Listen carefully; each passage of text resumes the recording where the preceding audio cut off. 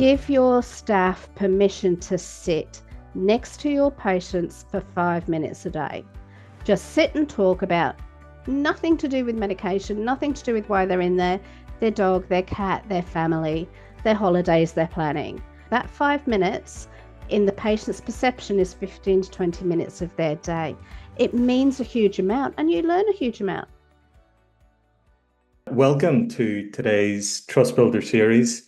I feel I was saying to Anita and Alex earlier, this is fantastic. We've united Sydney, Las Vegas, and Belfast all in one call. So I think that in itself is a feat. Just bear with me while I just come off LinkedIn Live. So you're all very welcome today. We've got a really fantastic guest, Anita, who is the National Manager for Patient Reported Experience and Outcomes from Healthscope. Obviously, Alex Genoff, CX extraordinaire, and I was just commenting on the beautiful shirt that Alex had, and I see you've added a bit of greenery into your background as well. So you've upped the stakes there, Alex. So you're very welcome. It's all for the good cause, Chris. Exactly. So I would love to, first of all, start by introducing Anita. And Anita has a really fascinating background spanning 25 years of clinical experience. And that has spanned really from acute care into the UK and also Australia. She joined the quality and risk management role in Healthscope in Australia in 2012, and that evolved to joining the national team reporting to the Chief Medical Officer in 2020. And what I thought was really fascinating, you've collected some 400,000 patient surveys over that time. 50% have provided some overview of what that is. And Anita, I thought by way of introduction, we could probably start with a patient story. But before we do that, I would love to just hear a bit about your background, the Liverpool connection, and what brought you to Sydney and obviously Healthscope. So I'm a registered nurse by background, as you mentioned. I trained in the NHS in the UK. I trained in Merseyside, so I lived in Southport and trained across Walton, Fazakerley and Southport hospitals. Then I met my husband, who was already emigrating. So he'd put in his papers for Australia, and he said, well, I'll wait for you to finish your training and then we're going to Australia. So it was, yep, okay.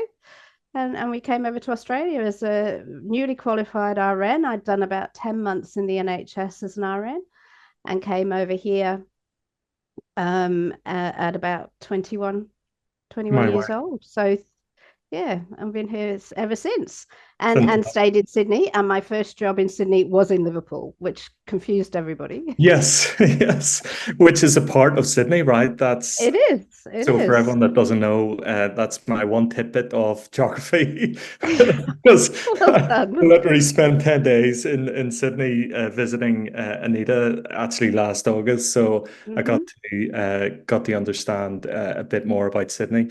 And Anita, just by way of background, Healthscope, for those that don't know, maybe just give a quick overview. Yes, so Healthscope is a private healthcare provider within Australia. We're a truly national company in that we have 38 hospitals. We have a hospital in every state or territory in Australia. We have about 5,500 beds, 670,000 admissions a year. And we have Healthscope independent services, which are residential houses for assisted living as well. Then we also have our hospitals consist of acute care hospitals, surgical hospitals, medical. Some have ED departments. We have mental health and rehabilitation. So that's us. We're the second largest private healthcare provider in Australia. Fantastic. And I think, by way of setting the scene, and I had the privilege of sharing a stage with you in Sydney last year, speaking at the customer show that Alex is actually a creator. He's one of the key individuals. And I think, Alex, you spoke there some time ago as well. So this is the actual this is the story, Anita. I know you read that out, and I'm wondering if Mhm. you want to pull out the key points or just, summarize the idea behind this. Yeah, so by way of background, Healthscope have for many years now started every important meeting that we have with a patient story, a patient reflection, patient feedback, and their truth. And that just lends to centering us to why we do what we do and our core business, why we're here. So, this patient story, I was feeling very anxious about going in for my surgery, but my worries were eased with the caring and positive experience I had from the minute I walked into the hospital. I was well cared for. The nursing staff on the paediatric ward were exceptional, and I want to make special mention of the decorations and uniforms on the paediatric ward. I didn't stop talking about the fairy lights, the flowers, and decorations on the wall. It's the fun, simple things which lift the spirits of us kids. It made me feel safe and happy. And that's just a beautiful reflection. Not once did she mention, you wouldn't have a clue why she was in hospital, how often she's been in hospital, chronic, acute, first time, 10th time. It's what made her happy and what mattered to her, and the emotional response, the fairy lights, the flowers, and the nice staff. And that's just a really nice story. So I always try and start wherever I am with a patient story, a patient reflection, and it brings people, it starts the journey together thinking about the patients. Yes, and I love that. And Alex, this is one that you'll really resonate. That one of the key points in all of this is thinking about the patient as a person and not as a score. And maybe Anita, if you want to maybe just use that point as a springboard for your thoughts on that, and then Alex, I'd love to bring you in on that as well. Yeah, so as you mentioned, we have an absolute wealth of data. We 76% of our patients that are discharged have a patient experience survey sent to them. Of those, we have a 35%, 35 to 37% response rate, which is really good. And as you say, 49.7% give us a comment. And what so often happens is we tend to overlook at the data. We look at the numbers, we look at the numbers. And when I first came into this role, we had hospitals looking at their net promoter score and overall rating of treatment and care weekly. And you become bogged down in that and you miss the big picture. And the the numbers are just a reflection of the patient story and the patient truth.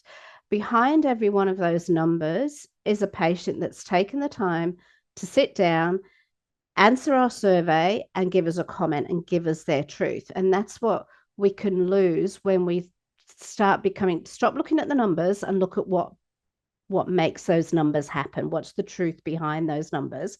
And we also can find, and when I go into hospitals, we start weaponizing the data. We start weaponizing it to ourselves and saying, oh my goodness, look at my NPS. It's gone down from last week, last month. A bad month is not a trend, it's a blip.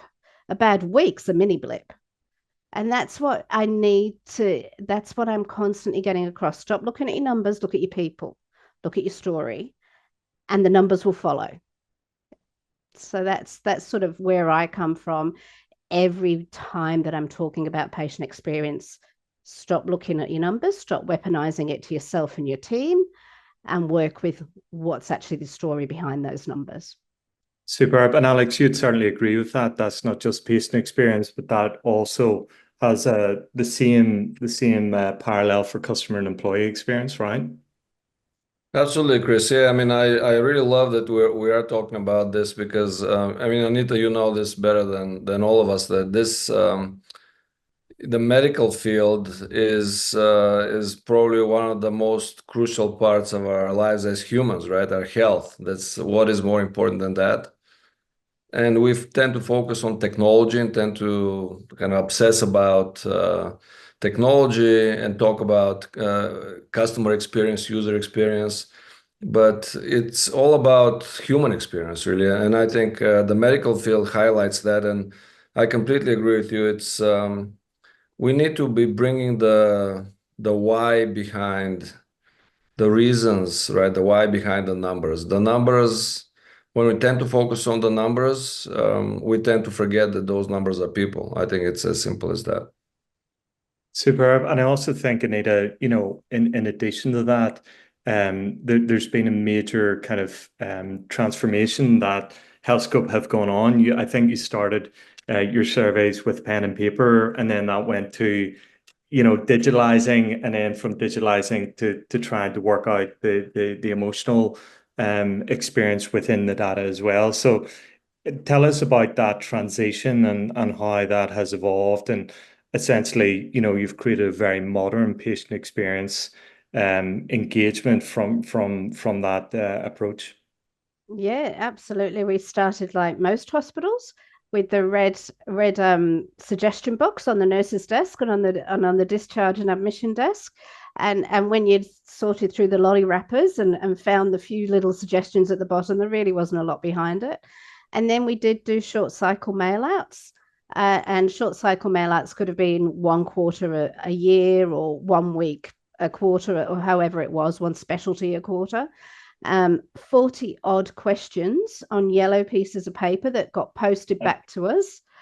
We sent out reply paid envelopes, and then literally we'd sit on a Sunday afternoon, bribe the kids to count the ticks, and that was our survey. But it's always been important to us, as much as it was always important to get patient feedback and suggestions. And then we went to an electronic platform, and we adopted the Australian Healthcare Patient Experience question set by the Australian Commission. And now, as we say, in 2018, we now survey 76% of our discharge patients, and that is ongoing. That's been sustained since 2018 to 2024.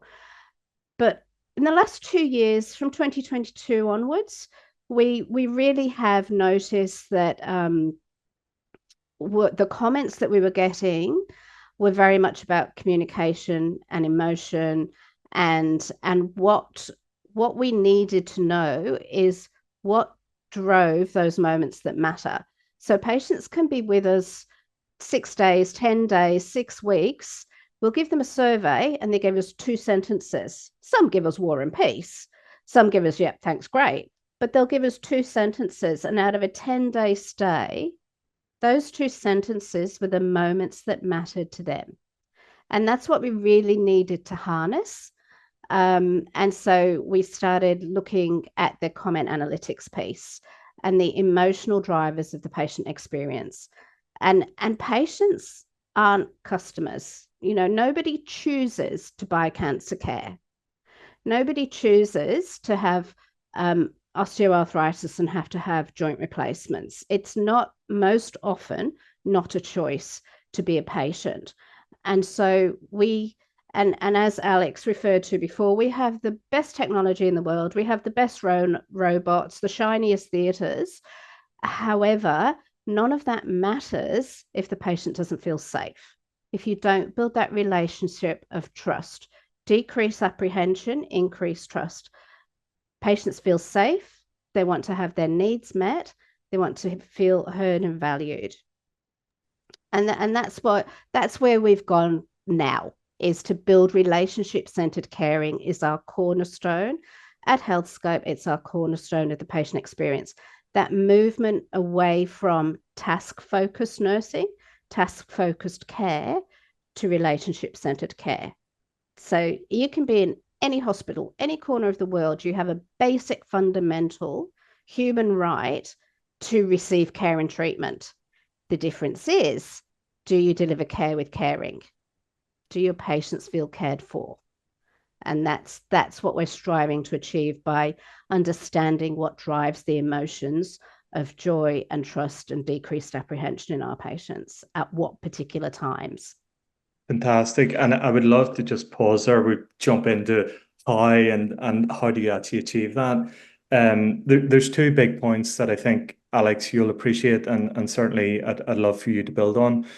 Anita, all the clinical studies show that if you deliver a good patient experience, it actually delivers a better patient outcome. Could you maybe just talk to that just very briefly? Because we're always trying to connect customer experience to the bottom line or employee experience to the bottom line, but it's super clear in patient experience. Could you maybe just enlighten us or illustrate, how that connection is borne out, in terms of better care equals, better outcomes for patients. It really is about co-designing the care with the patients. It's gone are the days, or should be mostly gone, of we tell you what you're going to do. We tell you how this is going to look. Your treatment path is this. It really is about co-designing the care that we deliver with our patients from the beginning. And so if they're involved in the decision making from day one, if they understand, if they have all of the information they need and that they want. Everybody's different. Everybody wants a different level of information. Some want the granular details, some just want the ABC and nothing more. But it is about the relationship, knowing your patient. So if your patient's involved from the start, you're going to get a better clinical outcome because they believe in it. They've helped build their clinical path to the end result with their surgeon, with their physician, with their nursing team, with their oncology team, whoever it is. And I honestly believe it's as simple as that. It's not one person, the doctor, making the decision. It's the patient and their loved ones being part of that decision-making journey leads to better outcomes and better patient experience because their needs are met. They feel safe and they feel cared for because we've taken the time to talk to them, not tell them. You're on mute. Yes, there we go. And Alex, two points I would love you to reflect on. Number one is this idea of transactional, which is the task orientated versus relationship orientated, and then just building on that connection in terms of linking through co-design to better outcomes. It was something that we talked about very briefly before this call. How can you create experiences together, how that leads to innovation? I think you had the MRI example as one of the illustrations of that. Maybe you could add a reflection there. Sure, absolutely. Yeah, I mean, Anita, I cannot stress this enough that you are a pioneer. I mean, this is what you're talking about is absolutely brilliant. And you're saying it as if it's kind of natural, and it's not, but it's not. It's the status quo, sadly, is that healthcare is run by numbers. That's the sad reality, right? And partly economic reality, partly just our day and age. But we tend to forget that there are people behind those numbers. And just your story resonated so much with me. And I remembered I read this case study by IDEO. Speaking of co-design, IDEO is a very prominent design company. And David Kelly, actually, one of the founders, has a TED Talk. And I would say maybe, I don't know, 15, 20 years ago, he talks about this case where kids were brought in to have MRIs taken. And basically they were terrified. It's kind of this machine that makes noise. And so instead of really spending millions of dollars redesigning the machine, what they did is they changed the context. They basically turned the room into a pirate ship, and they just applied paint. They didn't change the machine. They didn't change the noise. They applied paint, and they said, like, look, let's play a game, and you're going to be in this the ship, and the pirate's going to attack, and you have to be quiet, and so on. And so they turned this into, they reframed things, and they changed the kids' experiences like this, right? With understanding their psychology, not really focusing just on the technology. Brilliant. We do something similar in many of our hospitals in that we have superhero capes for our little ones, and they don't sit on a trolley. The doctor comes out and he'll carry them in, or the wardsman will come out and he'll hold their hand and take them in, but they've got their Superman cape on, so they're going to be okay. But it's simple, and I sit here and I think it's not hard. It doesn't cost a lot of money. Exactly. But it makes a lot of difference. Exactly. And Anita, that reminds me of this conversation we had with Rory Sutherland here on this podcast, and I'm sure you know Rory and his teachings. Yeah. In his book Alchemy, he talks about the placebo effect. So he has a whole big point about how the mind heals, and the placebo effect is real. So and that's the power of the mind, and you're actually tapping into that. And I think when you listen to people's comments and when you use awesome technology like a door board, right? To I mean, we need AI, we need technology to understand what's happening at scale, and that's what a door board is really fantastic at. But when you get that, then you really get into people's heads at scale, right? And surveys are currently the only way we have to scale that. Absolutely. And 6 weeks time, your patient will forget how uncomfortable and painful it was having that drain removed. They won't forget the nurse's reassurances, the smile, that it's okay, we'll do this together, we'll get through it. They won't forget how we made them feel. That's the power of the mind. As you say, we're trained to forget bad things most often. And so it really is about making the good things and the relationship and the trust and the reassurances that we give our patients in those worst moments. At 6 weeks time, hopefully they will forget how uncomfortable it was having their stitches out, their drain out, whatever it may be. But if you just walk in and I'm just taking your drain out now, that's what they'll remember. They'll remember the pain because there was nothing else to counter that. Exactly. And to your point about, I think that kind of brings us to trust. Your point about caring, right? And that's I've used this measure of trust over the past few years, and it supposedly was developed by Fred Reichheld, the Net Promoter Score creator.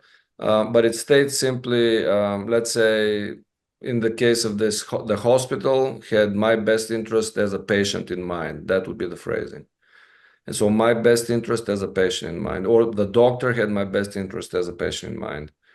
And while I was at Zappos, I correlated that to a whole lot of business metrics, and it was a very powerful predictor. And if you think about, and if NPS is a measure of loyalty, which, like you said, it's not really applicable to these big procedures. It's not like I'm loyal to this hospital, I'll recommend it to anyone. I mean, hopefully, your friends don't get sick and so on. But let's say you're a physician, right, that you go every year to, and that's a matter of loyalty, right? You either stick with them, you have another choice. But the trust measure, that reminded me, something you said reminded me of that, because you keep talking about caring, and it's really about that. How much do people feel like you prescribe this medication to benefit financially from it versus do I really need it as a patient, as a person? Yeah. Yeah, Anita, I'm reminded of two things. I recall just on the linking statement about the kind of the moment that matters, and I was shocked to hear that the maternity ward in Australia hands you a glass of champagne after you give birth, which I'm sure my dear wife would gladly take, but maybe that hasn't come to the NHS just yet. But one of the interesting points, the reflection that we shared when we chatted together was this idea of the blood pressure cuffs. If you remember that, nurses, Alex, in taking blood pressure of patients, wondering why, anger was going up and trust decreasing. And it turns out that these blood pressure cuffs have certain colors that indicates the blood pressure cuff size. And unfortunately, without relevant training, you can put it on too tightly, and the pressure, unfortunately, giving bruising to patients. And this was something that Anita's team picked up on really quickly, and were able to intervene to identify a moment where trust had decreased with an intervention, then to build trust. So I think there's a couple of examples, Anita, if you want to build on the practical workings of your work in Healthscope to illustrate these points. Yeah, so we've as I say, we've got relationship centered caring, and the fundamental of relationships centered caring is value the relationships as much as the outcome. It is as important to patients that they have a good patient experience as they have a good clinical outcome. It is as important. They tell us that all the time. I'm not that smart. I didn't make that up. They tell us. And and part of that is we have kitchen staff or wardsmen, and they go, "Oh, I'm just a cleaner. I'm just a wardsman." Nobody's ever just a just. You are important in the life of a patient. If you talk to a patient, if you look up, if you smile, if you interact with any one of our patients, you are important in their relationship and their patient experience journey. And so that's where I've always started, is nobody's just a just in healthcare. You're important. And so building on that, we had a program last year called 5 for 5, which is where we identified 5 hospitals, and we had our targeted bite-sized campaigns of what could work to improve the patient experience, and we just focused on 5 hospitals.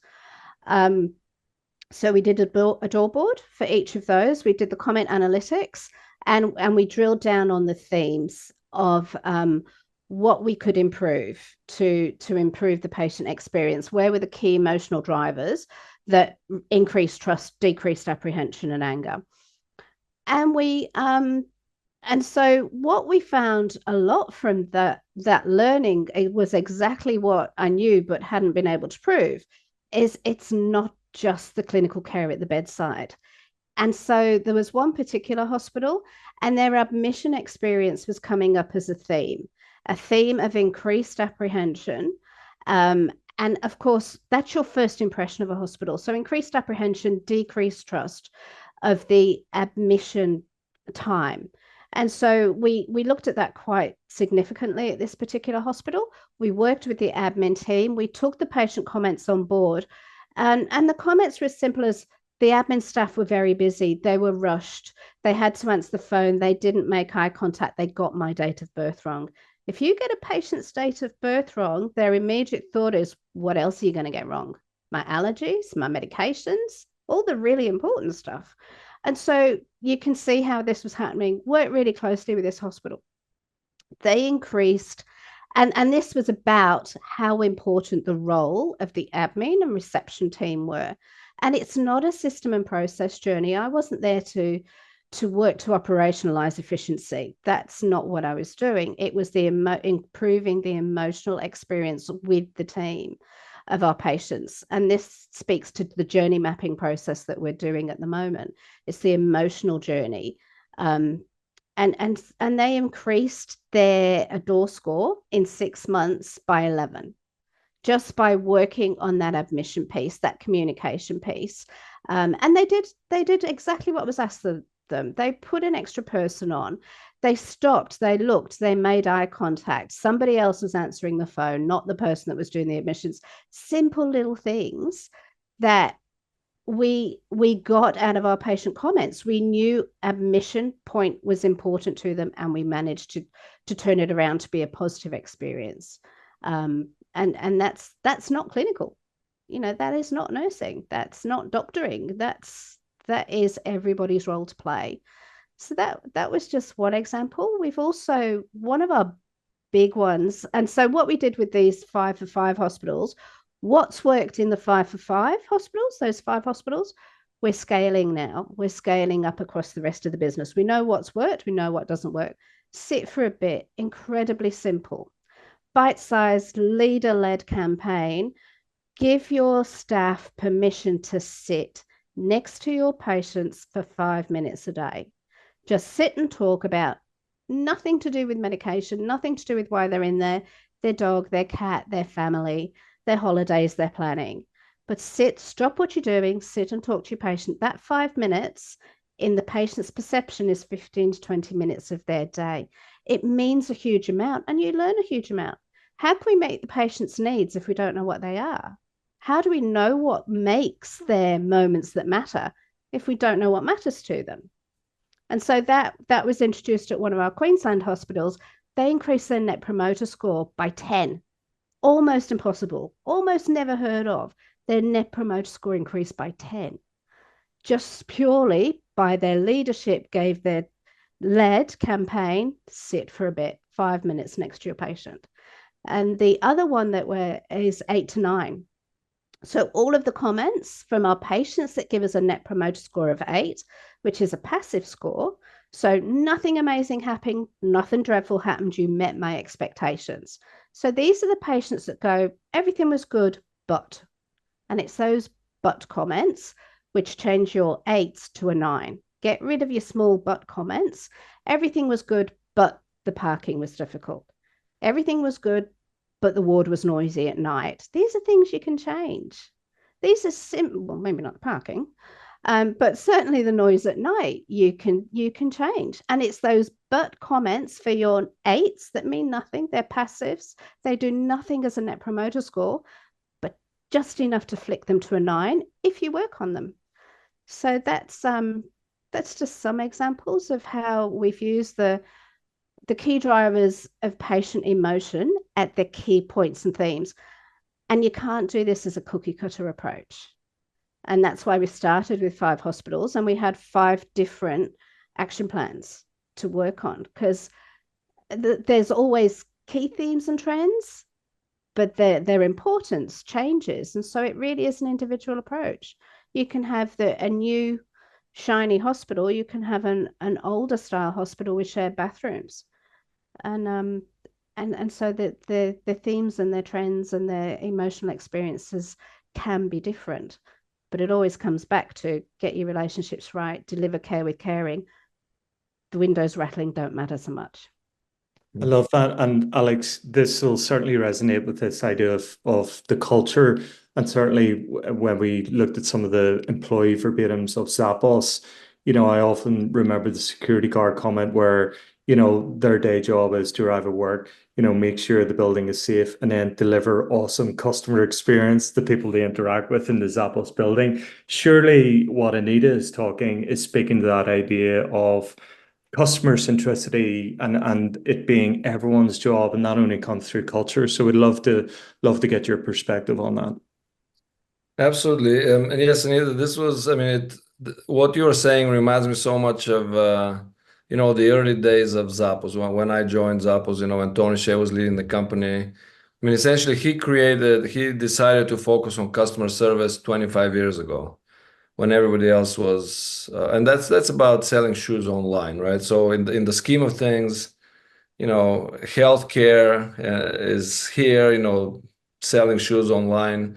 In the scheme of things, how important things are to humans, to somebody's life is obviously, right, there's different scales and perspectives, but when he focused on creating this awesome customer service, he focused on creating an emotional connection. This was the #1 metric. Of course, you have to resolve. The resolution of the problem is important, but how you do it is even more important. And building this emotional connection.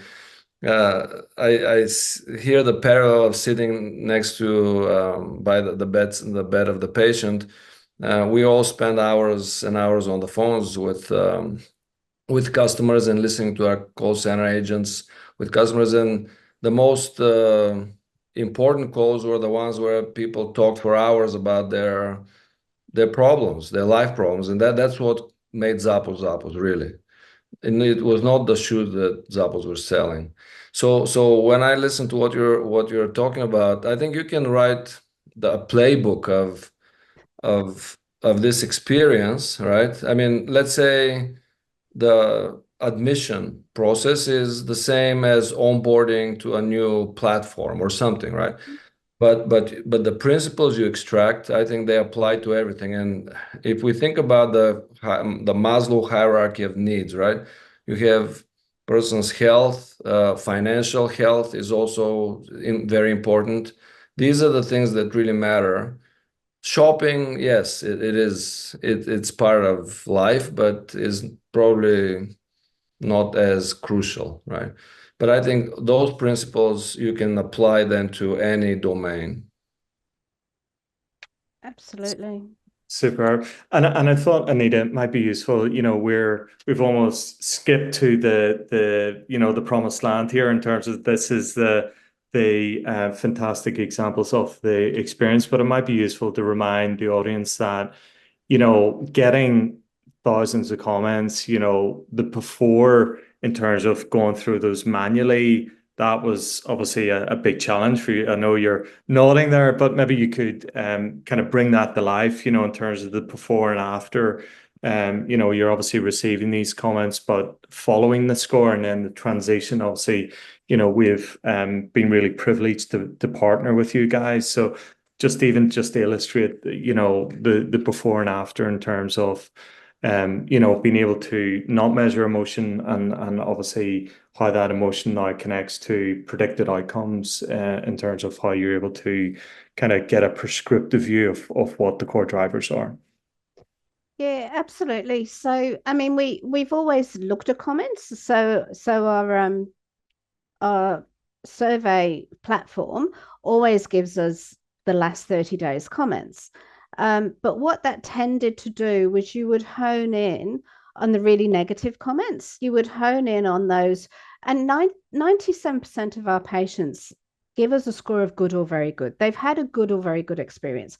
We're chasing less than 4 patients per 100. But we would spend time concentrating on those 3 or 4 patients per 100 with the really negative comments, and you're not looking at the big picture. You're missing what your trends and your themes are. And so that's what we've been able to really harness with the AI of a door board and the emotional key drivers of themes. Is, yes, of course, those 3 or 4 patients with a dreadful experience are incredibly important, but they are not the overwhelming majority. The overwhelming majority of your patients have a good or very good experience. And as I mentioned before, but those but comments of these are what you can improve, or you did amazingly and I felt safe in your hospital because. So it's not just knowing the opportunities for improvement, but it's building on your strengths. If you can know what you do well, and so if you look at your SWOT chart, if you've got what you do well and your strengths, you know how to move those opportunities into strengths because you know what works. You know what you do well in your hospital. So you build on your strengths, and it's like building the foundations of a garage. If you build on your strengths, those weaknesses eventually become less and less important. They're not as predominant because your strengths are overtaking them, and your strengths are bringing along what you need to improve and can improve. And so that's really where I start. And I know that when I've worked with a door board, I'll get maybe 10 insights, and I'll say put more positives in. We need to talk about more positives, and I'll always start with a positive, what the team do amazingly well, and I'll finish with a positive. No, and then the opportunities in the middle. But yeah, I will never go to any hospital or to any team and just give them that this is dreadful, that's dreadful. When you're just looking at comments, that's what jumps out at you, because that's how we're trained. We're trained to make things better. So we're actually ignoring the really great stuff we do because we've only got a limited amount of time. Whereas when we can put 6 months worth of AI into a door board, we're actually getting a much bigger picture. So you've got to zoom out to actually zoom back in and restart your improvement program. And I think, Alex, I suppose one of the key points that I wanted to make overall was actually we're dealing with professionals that are, instinctively caring, the profession of nursing, the profession of doctors, they've given the oath to, preserve life and protect and all the rest. So I think and I only appreciated this when I actually went and visited a cardiac ward in Melbourne, I believe, where we went down and actually spoke to the nurses, and the passion that was so clearly articulated in terms of how they wanted to improve. What I found was really interesting, Alex, is they had this care board. So when you walked into the ward, you could see how many admissions, you could see, how many clearance of cases they've gone through, but you also have an emotion, and they display what is the core patient emotion, and it was joy, which from a cardiac, that the close to the heart and all the rest, but. I thought that was a real kind of, and hence Anita's point, starting and leading with the positive. So I think that's the point that's overmissed, that the empathy that's innate within nursing and healthcare is something you surely would agree is lacking, and certainly could add a lot of value to the area of customer and employee experience. Absolutely, Chris. Yeah, and Anita, what you're saying really highlights for me a couple of things, which are, in a way, you can think of them as myths, or even barriers to improvement. And one of them is this focus on, we only need the numbers, right? Because some, like you said, some focus on, give me the NPS. Right? Yes. Because people don't listen to what people say. They're going to always complain, and right, you can't. So that's one, right? Another one is, it's not scalable. You can't read 800,000 comments, or so they dismiss it. But so once you go past that and say, okay, the number is important because, I mean, it is a KPI. We go by KPIs, right? We can't get away from that. But then we need to go underneath and figure out why things are happening, and what are the root causes of sentiment, and how we can improve things. And then you highlighted another one, which is, let's focus on the negative, right? And then, but it is very insightful to say, and I've noticed that in my work at Zappos, focusing on the positive, leading with the positive, is really important, right? And then I know Chris is very humble, a very humble leader, and he would never like really make this about a doorboard, but I want to really highlight the capabilities of a doorboard, which is very powerful AI, yes, but it is based on true psychological knowledge and psychological theory, right? And so you start from that, and then you build on to really make an engine that uncovers psychological truths. And I think that's many times overlooked, because there's a million of those AI engines now out there, right? That start, say, text analytics. I mean, some are counting words, they make word clouds, right? I mean, this rudimentary. That's just matching, simple matching. But to have an AI that really uncovers how people feel, really, that's Oh, pretty rare. absolutely. And as Chris said, nurses are emotive beings. I can go onto that very same ward and say, what's your net promoter score? They go, oh, I don't know. Or you can say, your net promoter score is 82 or 78. That's really good. And they go, oh, is it? Yeah, very good. The key emotion you drive in your patients is joy. Really? Oh, that's great. It really resonates with caregivers who are not data driven. They're not numbers people on the whole. There's always exceptions, of course. But to say you give your patients joy means more than a net promoter score.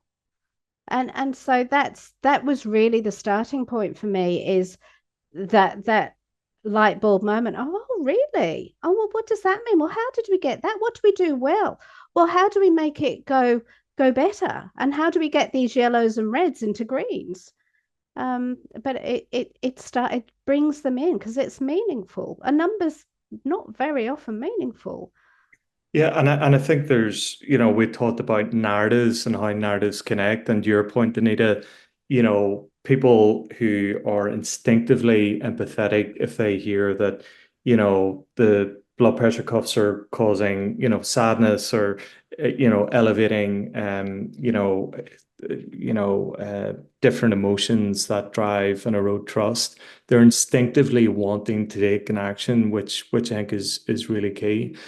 But the second point is then linking it to business case and business case for change. And maybe you could illustrate the point of how insights were used to build a business case to bring back an element of care within maternity. And again, I got the chance to actually see it was a nursing area for young mothers that previously wasn't available, and the insights, what was an area of respite, an area of where they could connect with the newborn as well.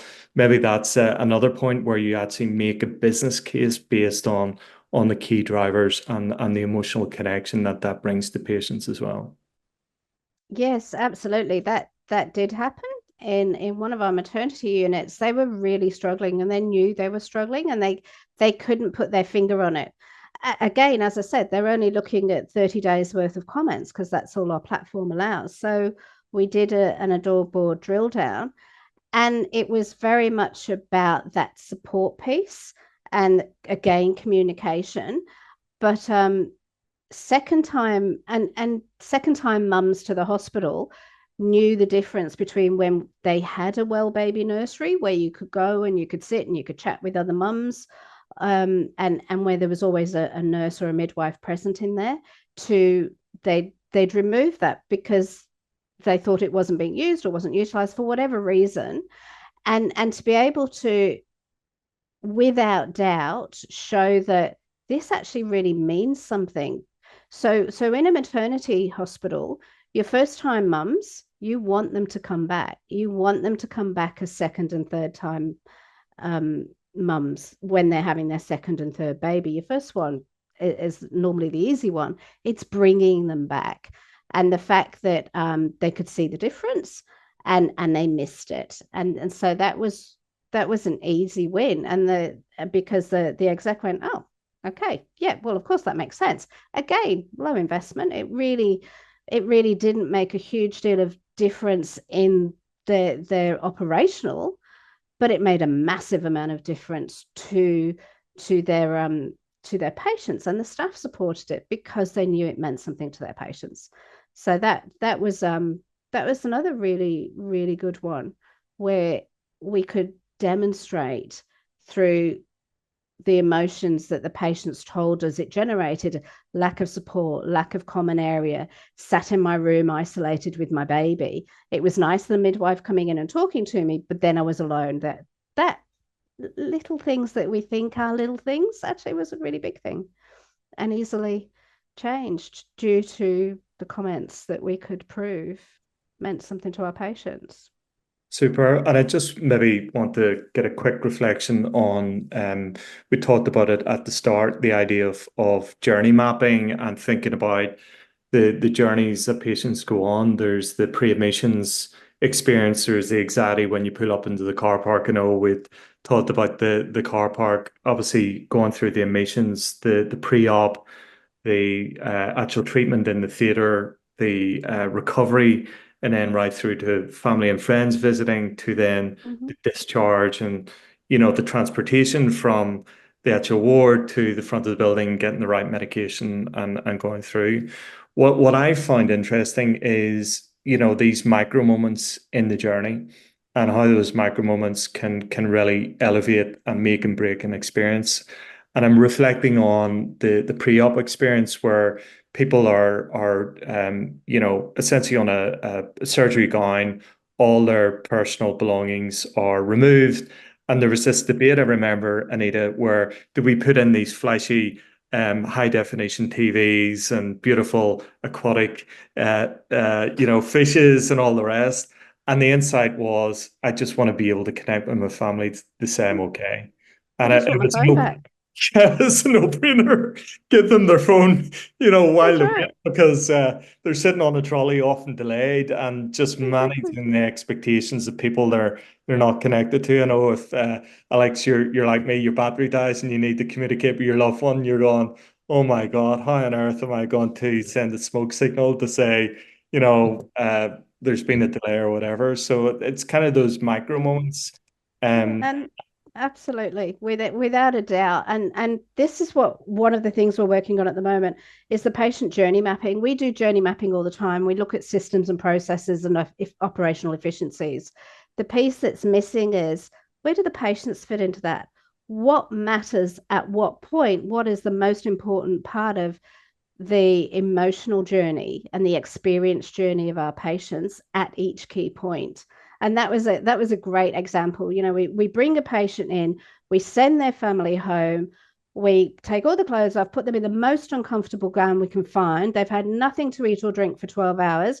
We sit them in a waiting room in front of the food channel and say, how's your experience? Well, how do you think it is?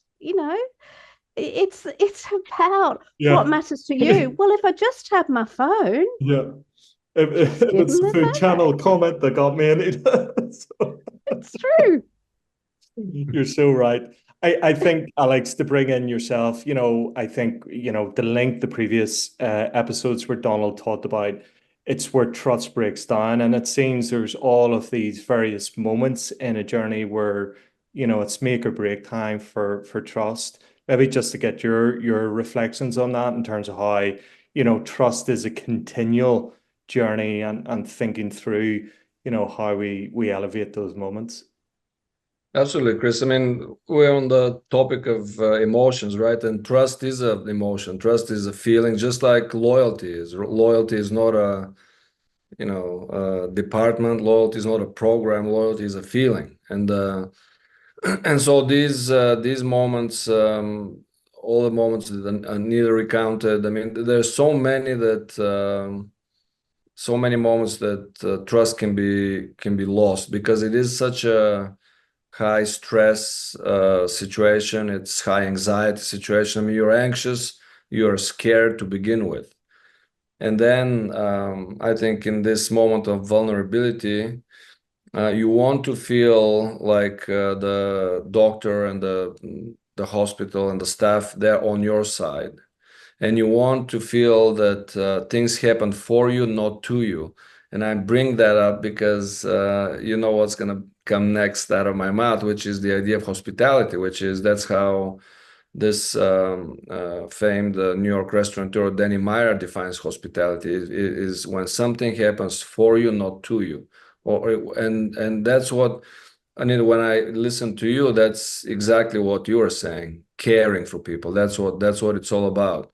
And when they feel that hospitality, and when, for example, when they take away the phone and say, "Well, that's a procedure.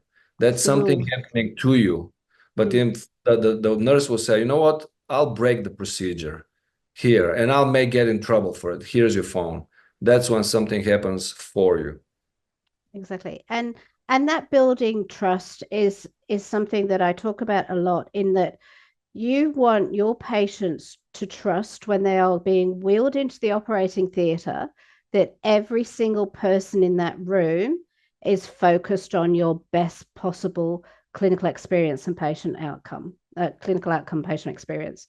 That is the most important thing, is that we're all in this together. The goal that unites us as a team is best possible clinical outcomes and patient experience. And we want to relay that to our patients at every opportunity so that they trust that that's what's happening when they're at the most vulnerable parts of their life. We are most often going to put them to sleep and try and help them medically and surgically. But they have to trust that we're all in this together to get them what they need and get the best clinical outcomes and experience. And it is trust is the key emotion to patients feeling safe. Right. And I mean, bring that back to when you shop online. Let's say you get a defective toaster, right? You can replace that. But what if something goes wrong when they operate on it? There's no replacement many times, right? That's it. I mean, so that highlights the stakes of this. Mm-hmm. It feels that there's operating with outside the boundaries and operating beyond authority in many cases, even in terms of, small acts of courtesy. I'm sure that there's plenty in terms of, people missing their lunch, but then, the nurse being able to, hustle a meal to ensure that that's sorted for the patient. And I think probably, Anita, you see the feedback coming back from the patients' families, right? And the stories of care, and that must give you the real job satisfaction in terms of knowing that you're contributing every day. One of the stories that a deputy director of nursing shared with me just a couple of weeks ago was there was a lady who'd had a cardiac arrest. She was resuscitated. Her daughter and her husband were there present. and the lady was then transferred to intensive care. Now, for a medical emergency at this particular hospital, the wardsmen, the porters, do CPR. So they actually do the chest compressions, and so they go in and tap out every few minutes, so that the medical team are free to do the medications, the airway, and everything that happens. And so this lady was transferred to intensive care, and her daughter was sitting in the intensive care waiting room. Every single one of those wardsmen, the 3 wardsmen that were on duty that did CPR on her mum, went down individually at different times and said, "How are you? Is there anything I can get for you?" Now, that meant so much to that lady's daughter that she actually made a point of contacting the hospital to say, "This meant so much to me," that with that, they didn't all come down as a group individually. They realized their value and their worth in that patient experience, and they wanted to check she was okay. And that, I think, is a reflection of that key driver, the goal that unites us. We are all in this, and we are all important, and how the patients see that and value that. And she said one of the young wardsmen, his phone was ringing and ringing in his pocket, and he didn't stop his conversation and making eye contact and making sure she was okay. And that really hit home with me. What a wonderful note to conclude on. But also, I suppose, Anita, I saw it from my small window into your world, and that's why I want to kind of highlight the scale of Healthscope. It's not just one hospital in London and the other in Liverpool, which is, relative distance. We're talking, hours and hours and hours away. And just to kind of highlight that you're the person in the airport flying to these hospitals to present the patient experience insights for them to contribute. So for me, that was like, here's a pioneering mission-based approach to patient experience that is phenomenal. And real kudos to you and the team, Anita, in terms of that. And it's really coming through in us being able to share this best practice story. Alex, any final reflections as we sum up? Certainly grateful for Anita in sharing those stories with us today. Absolutely, it was extremely insightful. Thank you so much, Anita. And my hope is that more hospitals around the world take your example and just adopt it. That's what I'm hoping. Thank Super. you. Anita, thank you so much. Really appreciate your time, and look forward to catching up. Anita's, we're getting her over to Belfast. She's over in the UK visiting family, Alex. So she's doing a swing by for Belfast in October. So maybe we can have a pint together in the Crown, right? That would be good. Alex has been to the Crown Bar, Anita's. So Alex, you might want to recount your story of hospitality in the Crown, but maybe that's for another occasion. But yeah, Anita, look forward to that, and Alex, you could swing across that as well. Very much looking forward to it. Lovely to meet you, Alex. Excellent. Take care now. Cheers. Bye bye. Thank you.